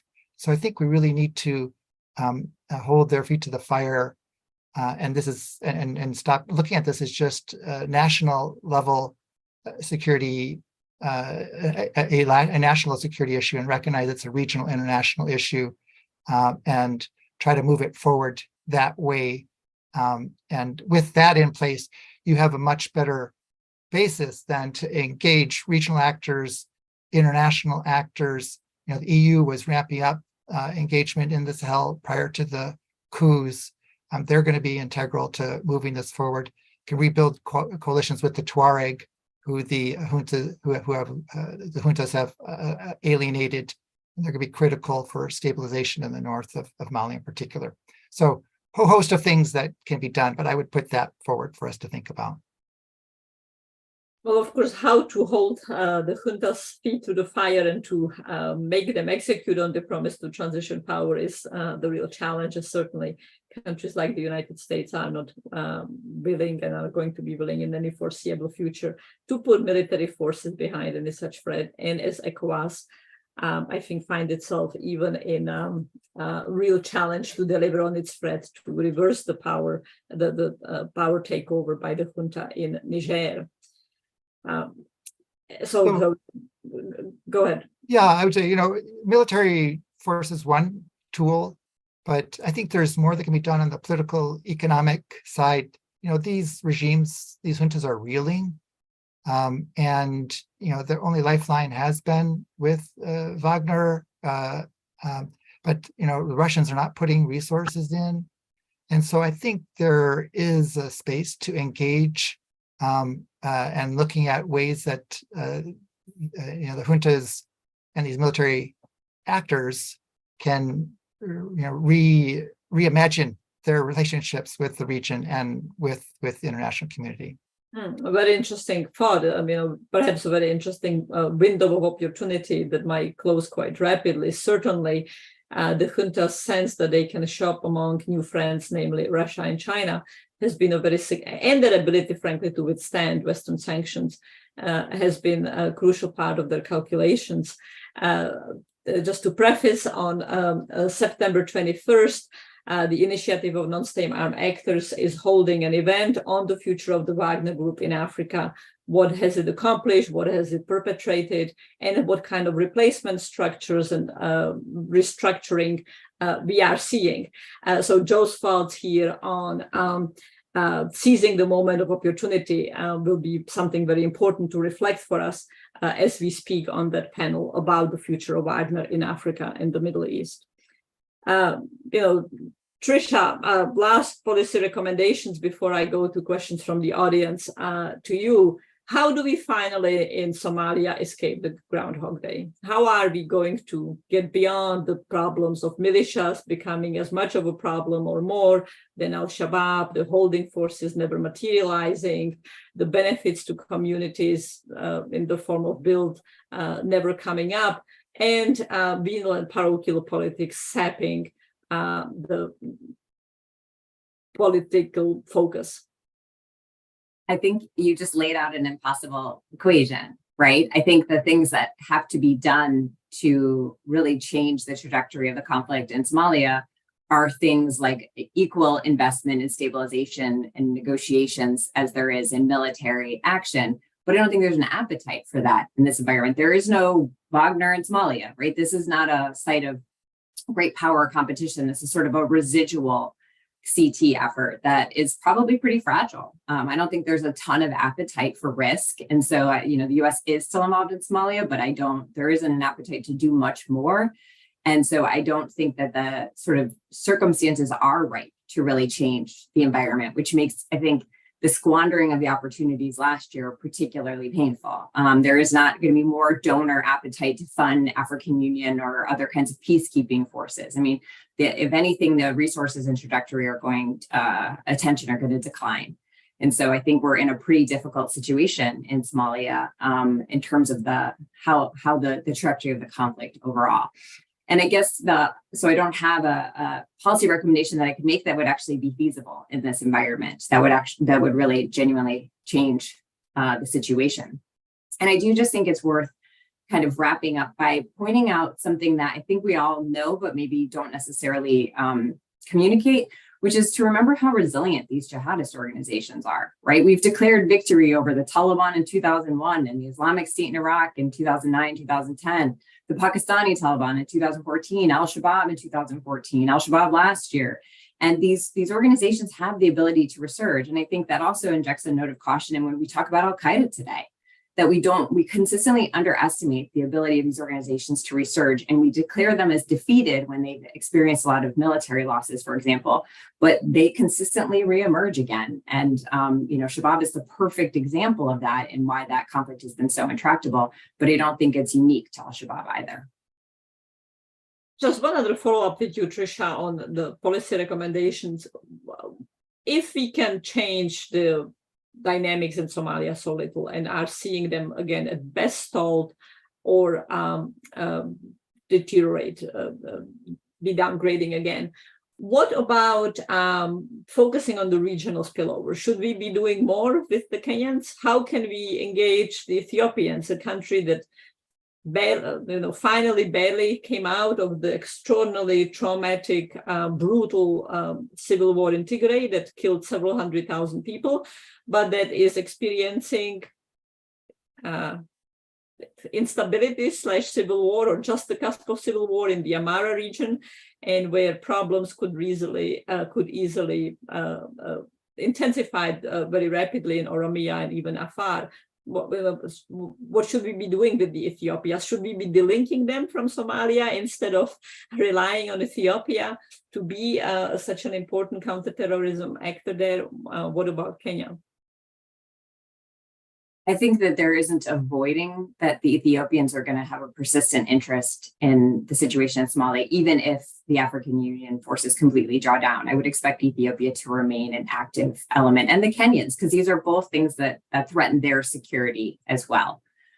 So I think that the regional actors continue to be pivotal, but I do think this is the area where great power considerations do start to crowd in, and how China is engaged with Ethiopia and in Kenya. And so we do start to have sort of the layering of counterterrorism and great power competition concerns, moving uneasily around one another. It's certainly been the case that al-Shabaab has struggled to actually penetrate Ethiopia. So Ethiopia is thus far has been effective at sort of mitigating the al-Shabaab threat, even in the midst of a civil war.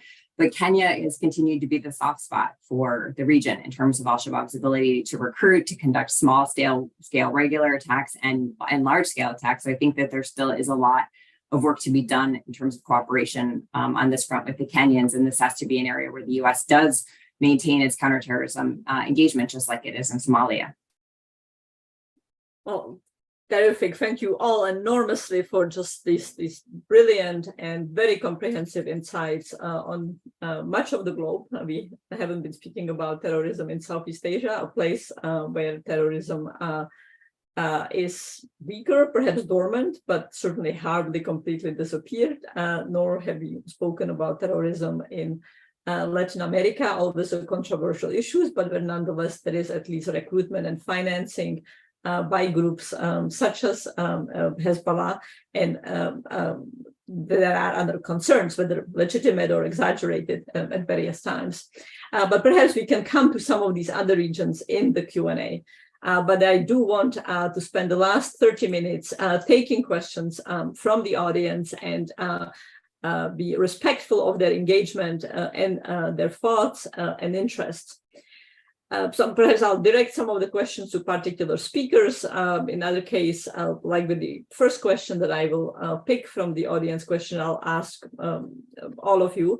And perhaps just to change the directions, let me start with actually you, Trisha, and go backwards. The first question has a journalist asking whether the post 9/11 conceptualization of the counterterrorism effort as a global war on terrorism made things better or worse. And let me kind of add to that. What in each of your views were the core policies of the period that got policy right, that produced significant accomplishments, and what were the core tenets policies that turned out to be big mistakes? Trisha, let me start with you, please. I think that there have certainly been successes in this effort. I mean, the biggest one being that there wasn't another major attack in the United States in the intervening year. So it's hard to declare it sort of bankrupt from that perspective when you think about, especially the sense of threat immediately after 9/11. So I think from that perspective, there have been some successes. And as I mentioned, some of these organizations have been very seriously weakened. And the problem has been consolidating that weakness and moving beyond the ability to inflict sort of military losses on these organizations to some kind of more enduring, not necessarily defeat, but some kind of more enduring weakness of these organizations and not letting them resurge. So I do think that there is a role, the war on terrorism concept had flaws, to be sure, but there certainly was a military component to countering the threat. But I think that it became too military centric overall. And we saw the limits of the ability to use that tool in order to weaken this broader movement as a whole. And it's different regions it was weakened, and now we see a new region become the epicenter in sub-Saharan Africa. And so there's the countries that are affected by jihadism in Africa today were unimaginable 20 years ago that we would see this kind of threat. So I think that there has been some very distinct losses and failures like in Africa, but there have been successes like what Vera talked about in weakening the Islamic State, using a global coalition. That al-Qaida is weakened from where it was 20 years ago. Even if you believe the UN over the US intelligence officials, there's still clearly been a weakening of the organization. So I guess I can't give it a firm answer one way or another. I would say it's very much a mixed report card. Joe, to you, what were some of the elements of the global war on terror that got it right, that were produced good outcomes? And what were some of the elements of that conceptualization that turned out to be mistakes?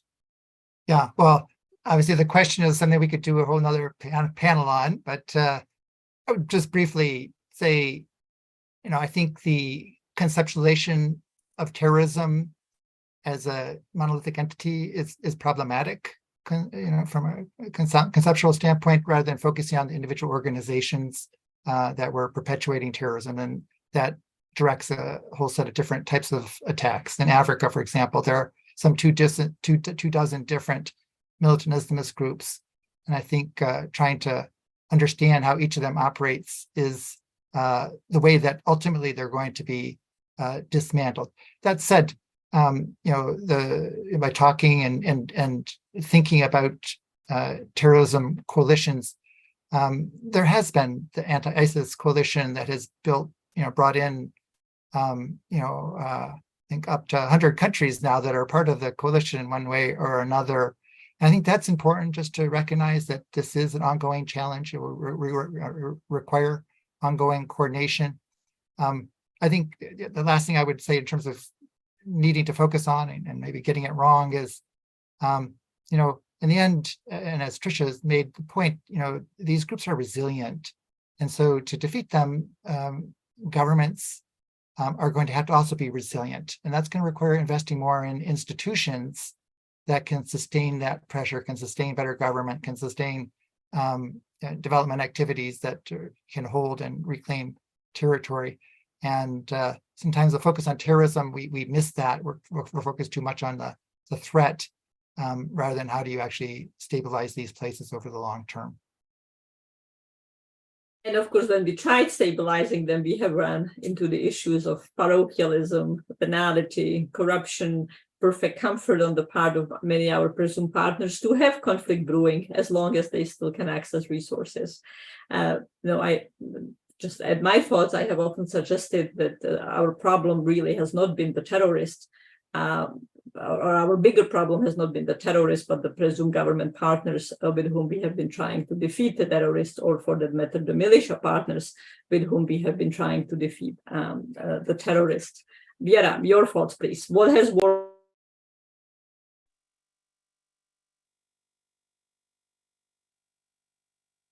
Can you hear me? Yeah. Okay.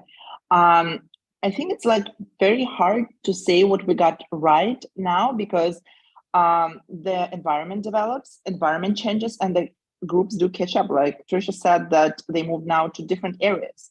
If we look at before 9/11, for example, the conflict with jihadists was in a different parts of the world. Right now, for example, like Chechnya, there is no conflict with jihadists, although there was one.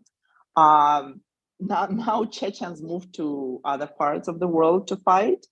And before, we didn't have social media, we didn't have developed internet, so we didn't even have the problem of terrorism content online that we now do face and are really trying to fight, and so on. So basically, it does change with the environment, and it's not even before or after 9/11. It just was related to new development. But as previous speakers said, countries became more sharing information, working together to fight against terrorists.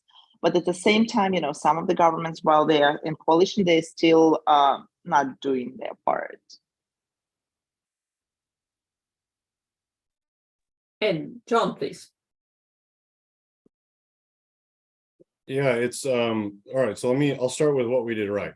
I think we created a whole suite of exquisite tactical tools and approaches that were very effective at finding specific terrorist individuals and eliminating them through either kill or capture or other types of neutralization operations.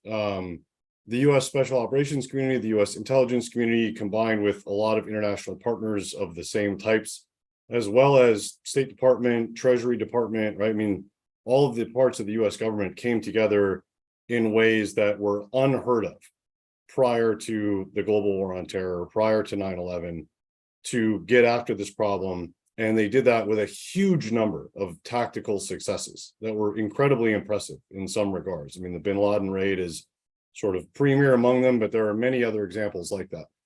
The problem though, is those were all tactical successes. And we did a very poor job of knitting those together into any type of strategic level success against this problem set, right? to Trisha's point, right? We did a bunch of things where we had groups on the ropes and then we declared them defeated and walked away, only for them to come back again. We made a bunch of terrible strategic decisions in the name of the global war on terror that had little, if anything, to do with terrorism, right? Invading Iraq, the intervention in Libya, the poorly negotiated and then hastily executed withdrawal from Afghanistan. These were terrible strategic decisions made in areas that were rife with the threat of terrorism. And our poor strategic choice then cracked open the security environments in these regions and allowed terrorist groups to flourish in the aftermath of that. So we made a bunch of really poor strategic choices, and we were unable to knit together tactical successes from our counterterrorism apparatus to anything approaching a strategic outcome. And I would say that the two main reasons for that particular part is we never had a vision for what the end of the global war on terror would look like, what the end of these terrorist groups would look like if we were ever able to bring it about. I would contend we still don't know what that would look like. We still don't have a vision for what that future is. And we also took the awesome machine, as people like Stan McChrystal described the US counterterrorism apparatus, and we applied it in way too many cases to insurgent groups. And you cannot defeat an insurgent group using a purely counterterrorism approach. And we tried to do that in a lot of different cases, and it has never worked in any of those cases. Bruce, your reflections in this round.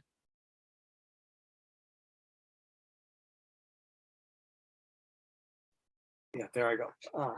Well, Jonathan, I think is very compellingly and cogently articulated the fact that we confuse tactics and strategy, and basked in the success of tactics, but just mortgaged the strategy. I mean, what we did best, I think, incontrovertibly, and this has been a huge accomplishment, is we've kept the homeland safe. I was across 395 from the Pentagon on September 11th, 2001, and I think, like many people that day, I thought the World War III had started. This was really the beginning of a more serious campaign than as tragic as that day was, but it was not a sustained campaign. Al-Qaida just didn't have the ability, but we thought there'd be more attacks. And for more than 2 decades, we've forwarded Al-Qaeda's attempts to do so.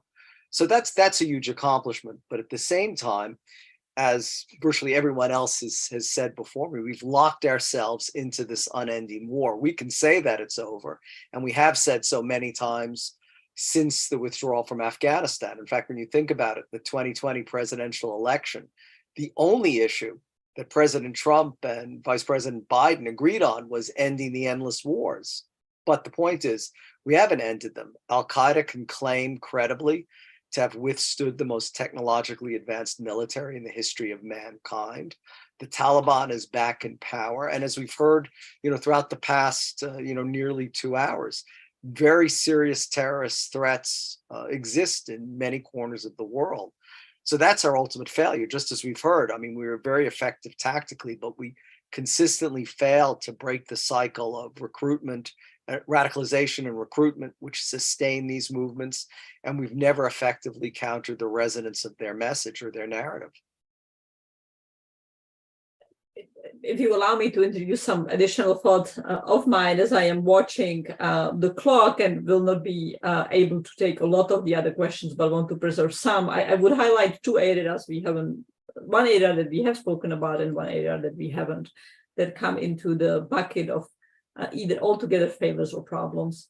One is the balancing and challenging of civil liberties and human rights with the counterterrorism, law enforcement imperatives, and often enormously problematic decisions taken, whether it was extraordinary renditions, torture, or enhanced interrogation tactics as they were perpetrated by us, by the United States, but also by partner countries with whom we did not effectively sanction and punish for their vast and egregious engagement in such activities, often on an enormous scale. And yet the governments that were our partners have been able to often get away with that. And the second problem, challenge, failure that I want to highlight is precisely that the way the terrorist label, the FTO designation, shrunk policy to such an extent that demobilization, reintegration assistance would become impossible, that providing assistance to children that were born in Boko Haram areas would be considered material support for the terrorist groups, and the only way a kid could receive some rehabilitation assistance and a teddy bear and a pencil would be as long as they did not take it out of that rehabilitation camp, despite the fact that that 8-year-old, 6-year-old, 10-year-old could in no way be held liable. And these consequences of designating a group and then really constricting the space essentially to the military prosecution criminal law enforcement tool and limiting ability to deliver economic assistance, rehabilitation assistance, DDR assistance to communities that suffered from terrorism is still something that we really struggle with in country after country that is contending with terrorism or post-terrorism segments. Let me take a set of questions or bundle them together and start with Bruce Yu. They are focused on the right-wing terrorism, extremism in the United States, but I welcome anyone else's thoughts of their on that issue, either in the United States or its similar problems in other parts of the world, such as Europe. So one question asks, what is an aspect of domestic terrorism, right-wing extremism, that is not getting sufficient attention, that you think much more focus needs to be, whether from the FBI or from other actors, societal or law enforcement? But I would add to it another question, which is there's been far more focus in the Department of Defense on dealing with the risk of right-wing infiltration into the US military or being manifested among vets. It's been far more of a struggle to do so with the level of police departments. In my own view, perhaps one of the most insidious threats of right-wing terrorism extremism is the infiltration, capture of, or capture is the strong word, but the infiltration, the presence in local law enforcement forces. How do we deal with that? Right. Well, let me emphasize too that at least in military extremism, at both ends of the spectrum, focus on active duty veterans, reservists, National Guardsmen to recruit because they have a variety of skill sets that are very useful to persons of a conspiratorial mindset, no matter if they're far left or far right. So both are targeted for recruitment or for radicalization. I suppose historically we've seen more problems and more of an affinity to violent far-right extremism, as indeed, Secretary of Defense's Austin's memo to the entire Defense Department, and then the one-day stand down they had that was an education opportunity. You're right to focus on the problems of police. A release, for instance, last year of Oath Keepers membership showed conservatively numbers in the thousands, which I think may have only been a snapshot. One of the issues is that only 18 states out of the 50 states in the U.S. actually have any kinds of programs that require law enforcement and prosecutors to go through hate crime training. So there's very low, at least until recently, low emphasis on training and educating law enforcement officers about the importance of applying the law equitably and also of responding to the very, I think, unique demands that are created by hate crimes. And this extends to victims advocates as well, who may have training in how to counsel someone when they've been a victim of a violent crime, but really are completely clueless in many instances, clueless in the sense that there's no standardized training to instruct them on how to assist people who are victims of hate crimes, which could be online harassment, bullying, racism, anti-Semitism, and so on. So law enforcement is a huge problem, and it's one, as I said, that only 18 states actually take seriously providing training for hate crimes. So right there, we see a problem. In terms of what is going neglected, I mean, I think that, you know, algorithmic reforms. I mean, the algorithms of many social media sites are oriented towards pointing people towards affinities, and that often towards intolerance, hatred, leading to violence. I mean, there can be better efforts, perhaps through the reform of Section 230 of the Communications Decency Act, for example. But I would say, for me, the most important area, I don't necessarily think this is neglected, there's more attention on it, but I think it's the most vital, is juveniles. I mean, we see throughout the world, I mean, you yourself know this, I know all the panelists have referred to us, but you were just talking about, you know, children who've been victims of Boko Haram. I mean, terrorist groups worldwide focus on children and on radicalizing young people. I mean, there's no federal statutes in the United States, for instance, that you can try juveniles for hate crimes, for example. They have to be prosecuted, if they are at all, on state criminal ordinances. So focusing on juveniles, and we know this is a huge problem, especially on gaming platforms, that it's not just exclusively social media that is accounting for radicalization and recruitment, but also many gaming platforms are being used. And of course, there's, you know, tremendous proclivity and affinity of young people to these platforms. So we have to do more, I would argue, worldwide, as we've been discussing, to break this pattern of recruitment and radicalization, but especially amongst young people. Thanks very much, Bruce. Vera, John, Joe, Trisha, any of you would like to comment on those questions before I turn to another set of questions? I don't see anyone raising their hand or turning their mic on. So let me start, Joe, with you in the second round of questions, which asks about China's role in counterterrorism. You know, we spoke about the Wagner Group, Russia's unruly proxy, and its promise to sell effective counterterrorism services across the Middle East and Africa. But what has China been doing? What is China's approach to counterterrorism? What kind of tools, messaging has China been adopting for stabilization, for counterterrorism? Let's start with Africa. I'll come to John for the Middle East, for the South Asia space, as well as Trisha and Vera.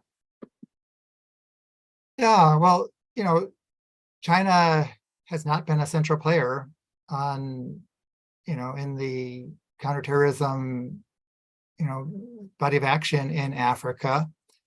That said, I mean, China has definitely been ramping up its support for security cooperation on the continent. And, you know, they also have been active with UN peacekeeping operations and in the process trying to institutionalize their engagements on the continent. So a lot of what China has been doing is trying to support regime-centric security approaches, you know, trying to institutionalize one-party governance mechanisms where militaries are supportive of the parties. And so the very regime-centric strategies. But in that process, I think China has been caught flat-footed in responding to the deterioration of the situations we've seen in the Sahel. You know, they've not been active in any of the other major violent extremist theaters we've seen on the continent. Trisha, anything you would like to add on China? It's been actively engaged in Somalia, more so than other parts of many other parts of Africa. Yeah, I think we feel the Chinese presence most acutely in places like Djibouti, right, where we have a military base, and the Chinese are also, of course, running a pretty substantial presence. It has been more of the kind of economic assistance we've seen in other countries, and China, interestingly, just hasn't drawn the ire of jihadist groups the way that one might have predicted. The Uyghur plight has not seized the jihadist movement beyond the Uyghurs themselves, really. And China hasn't sort of been identified as a sort of structural enemy or a sort of world power enemy in the way the United States has, or increasingly Russia too, with the way it's intervening. So China's kind of sitting in a position where it has a lot of influence on these governments, but it's not really drawing the threat from these organizations. Indeed, stunningly so, how many of the Islamist actors have been dead silent on China, including in the Afghanistan-Pakistan space, which is an opportunity to hear from John about China and counterterrorism in Afghanistan. John, you already spoke about ETIM and the limits of Taliban's actions amidst its silence in condemning the Uyghur issue. Any other thoughts you have on China, TTP, China, ETIM, ISK? Yeah, so I think probably the closest you'll get to seeing Islamists go after China would be in the AFPAC region. I mean, there have been a few attacks on Chinese diplomats in Pakistan, as well as there was a hotel in Kabul that was frequented by Chinese businessmen that was attacked. ISKP, I believe, claimed that attack. So there have been some attacks against Chinese individuals in the region by the likes of ISIS, ETIM I spoke about earlier. But China's primary response has been twofold. One is there are open reports of Chinese military working with Tajikistan, elements of the Tajikistani military and or border police, possibly even being permanently stationed with some of Tajikistan's forces on a couple of outposts along the border. There's been some good open source reporting about that. So they're clearly doing some amount of security cooperation with Tajikistan to try and, secure that northern border. They've also been heavily engaged with the Taliban, trying to impress upon the Taliban to take action against ETIM. The Taliban early on, moved some ETIM members away from the border, relocated some of their camps. And I think they were hoping that in response, China would kind of open the economic floodgates and come in and, be a bit of a benefactor to them. That didn't happen. China has sort of towed the international party line on recognition and what it would take to get to recognition. And they've been really quite reticent in, moving into Afghanistan too hastily on the economic front. And so the Taliban have kind of responded to that by saying, okay, well then ETIM, you can sort of do what you want within a certain degree of constraints. And that's sort of the situation with China right now in the AFPAC region.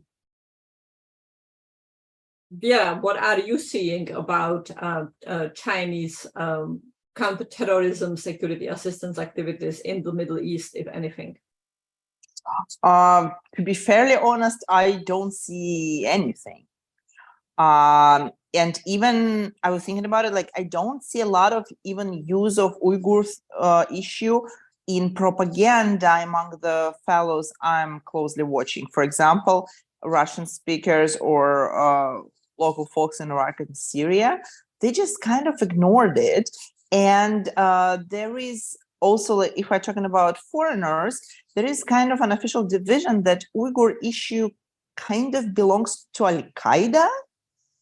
So there is a group of Uyghurs active in Idlib, but ISIS is less into that. So it kind of, they are not, ISIS foreigners are not even following this issue. It kind of fell to al-Qaida and they left it there. Thank you, Bruce. Your thoughts on China, and perhaps given where we are on time, I will make that the last comment from our speaker. So if you want to bridge it into a larger takeaway, please go for it. I don't follow China closely enough to really offer an opinion. I think so. I'll pass on that. Let me then add some few observations of mine on China, which is that we have seen a significant increase in the presence of Chinese military companies in places like Africa. But unlike the Wagner Group, they are solely focused on protecting Chinese workers. We have not yet seen China really offering the private military security companies as a larger tool of the host governments for either Praetorian services in the way Wagner has been doing, let alone for larger counterterrorism, counterinsurgency action. But where China is very dominant, very active, even if it does not necessarily label it as counterterrorism, is in the sale of online monitoring technological tools to deal with crime. Often the phrasing is that these tools are anti-crime law enforcement platforms, but very obviously they have implications and applications in the counterterrorism space as well. China has been on a major kick to sell them across Africa, across Southeast Asia, and increasingly also in Latin America, with tens of countries of buying them and raising the concerns about what are the appropriate boundaries of law enforcement, human rights, and civil liberties. What are the appropriate boundaries between privacy and transparency for law enforcement? And could those technologies be also used as a backdoor for China spying? Certainly, the first two questions are the questions that the West has grappled with and continues to grapple with: the right division, the right merging of the necessity to support human rights and protect human rights and civil liberties, and empower law enforcement and its tools to be effective, are something that we will continue dealing with as the challenge of terrorism, if not the war on terrorism, will remain with us for decades to come. With that, let me thank all of our panelists for their tremendously insightful comments, for their willingness to share 2 hours with us today, and I would say crucially for all of their work on counterterrorism, on dealing with extremism, which has been fundamental as well as influential. Very many thanks to our viewers for sharing 2 hours of their time with us today. I look forward to engaging with many of you in 2 upcoming events that we have in the Initiative on Non-State Armed Actors. One, as I mentioned, is on September 21st, an event on the future of Wagner Group in Africa, Middle East, and Europe. And on October 2nd, we will be discussing organized crime in the Southern Cone in Ecuador, Brazil, Argentina, and Uruguay. Thank you. Okay.